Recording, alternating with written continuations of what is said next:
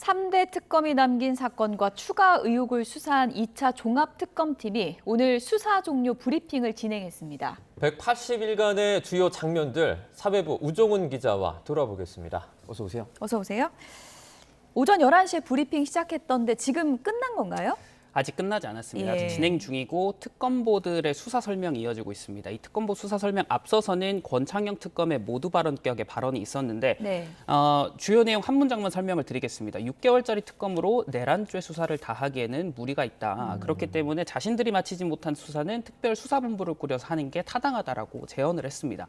권 특검 굉장히 할 말이 많았던가 봅니다. 예. 그 모두 발언만 지금 40분 넘게 이어지면서 이제야 권 특검 다른 특검부들의 발언이 있고 그 이후에 질의응답이 이어질 예정입니다. 그러니까 우종훈 기자 설명대로 한 문장 요약해보면 우리가 최종 마침표는 못 찍었다 이 얘기네요. 그렇게 정리해 볼 수 예. 있을 것 같습니다. 원래 이제 종합특검의 수사 목표, 남은 의혹들 파헤친다 이런 거였는데 일단 주요 수사 결론들 좀 먼저 정리를 좀 해주시죠. 네, 우선 그래픽으로 준비를 해봤습니다. 예. 앵커께서 말씀해 주신 것처럼 마침표로 온전히 찍었다라고 하기에는 조금 무리가 있는 상황입니다. 정점, 윤석열, 김건희 부부에 대해서는 기소를 했습니다. 네. 어떤 혐의로 했냐면 윤 전 대통령의 경우에는 내란 선포 행위를 정당화하는 메시지를 우방국에 전달한 직권남용 혐의를 받고 있습니다. 그리고 네. 김건희 씨는 관저 이전 공사 관련해서 소위 여사님 업체로 알려진 21g을 선정하도록 돕고 그리고 그 과정에서 디올, 의류 등을 받은 혐의를 받습니다. 물론 이게 기소가 됐지만 이게 종합특검이 짚어냈어야 할 본류의 사건이라고는 볼 수가 없습니다.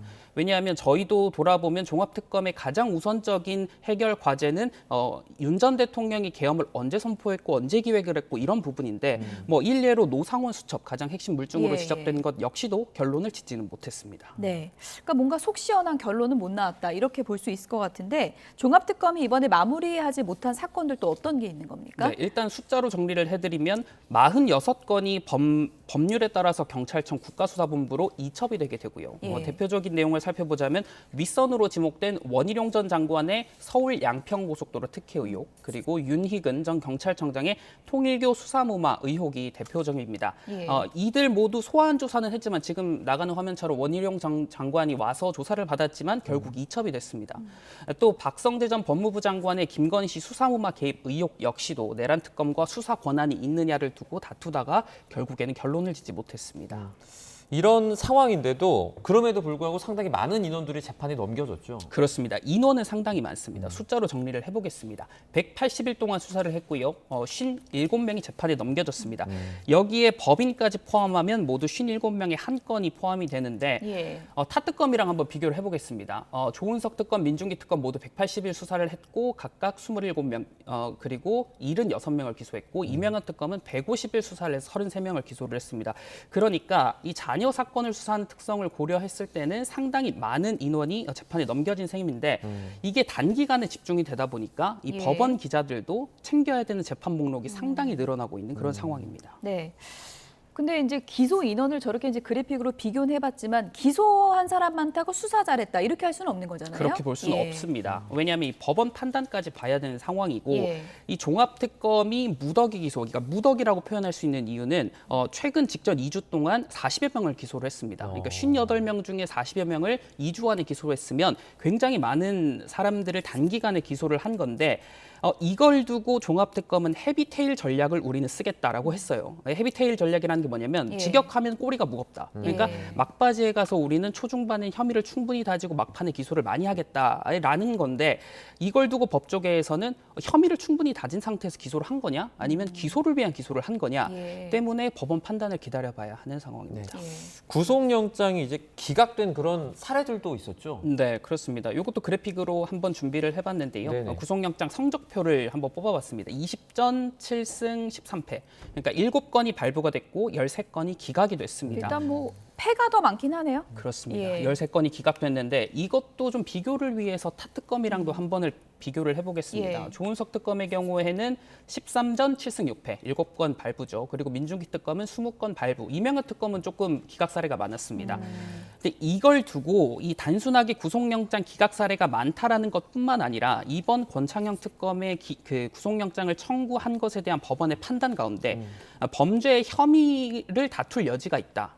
이 기각 사례를 든 게 있거든요. 근데 이거 같은 경우는 법원이 충분한 소명이 이루어지지 않았다 이렇게도 읽혀질 수 있는 대목이라서 무리한 수사 그리고 무리한 기소가 아니었냐 이런 비판은 이어지고 있는 겁니다. 네, 수사를 제대로 하고 있느냐 이것도 이제 한 가지 중요하고 다른 거는 또 중립성 여부요. 특검보들이 뭐 발언 같은 거, 또 특정 매체 출연 같은 것들로 중립성 논란도 좀 있었잖아요. 그렇습니다. 앞서서 수사를 진행하면서 특검보들이 수사와 별개의 정치적 중립성 논란에 휩싸였었습니다.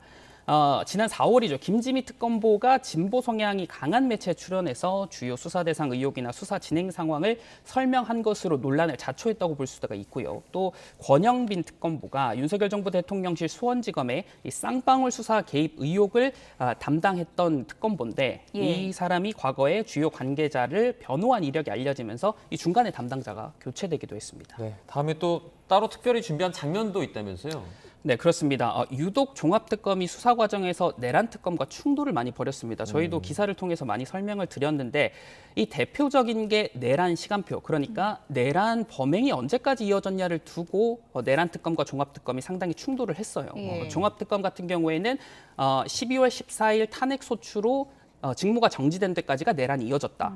반면 내란 특검은 12월 4일 계엄 해제로 내란은 끝난 것이다. 예. 라고 하면서 충돌을 했는데 이에 대해서 종합특검의 입장은 내란 특검이 법원이 아니기 때문에 우린 이걸 법원에 가서 판단을 받고 싶다라는 것이고 내란 특검의 경우에는 조금 설명을 드리겠습니다. 이게 법리에 따르라는 건 판례를 보라는 거다. 그러니까 그 판례는 전두환 전 대통령의 사례를 볼 수밖에 없는 건데 이게 종합특검처럼 소설을 쓰라는 게 법리에 따른다라는 게 아니다라면서 굉장히 격앙된 반응을 보이기도 했습니다. 네. 사실 이제 보도를 접하는 시청자분들도 워낙에 이제 특검 기간도 길고 기소가 많다 보니까 보도 그렇습니다. 내용 보면서 이해가 잘 안 간다는 분들도 계셨을 것 같고 그렇습니다. 그리고 이 사람이 왜 기소됐지라는 인물도 있었습니다. 이전까지는 내란을 막았다고 알려졌던 인물인데 기소가 된 인물도 있잖아요. 그렇습니다. 예. 소위 공로자에서 피고인이 된 거죠. 예. 대표적으로는 홍장원 전 국정원 1차장 그리고 조성현 육군 대령이 있습니다. 정치인 체포조 의혹을 폭로했던 홍 전 차장 그리고 군부대 회군을 지시했던 조성현 전 대령인데 종합특검은 당연히 혐의가 입증되니까 우리는 기소를 했다는 것이고 예. 반면 법조계에서는 특검이 한 사건의 큰 줄기를 짚어내는 게 특검의 역할이어야 하는데 이 너무 기소, 그러니까 공소 제기의 성적에 너무 천착한 게 아니냐라는 비판도 제기되고 있는 상황입니다. 네. 길고 방대했던 수사였는데 들어보니까 아쉬운 점도 꽤 많은 것 같습니다. 지금까지 사회부 우종훈 기자였습니다. 잘 들었습니다. 고맙습니다.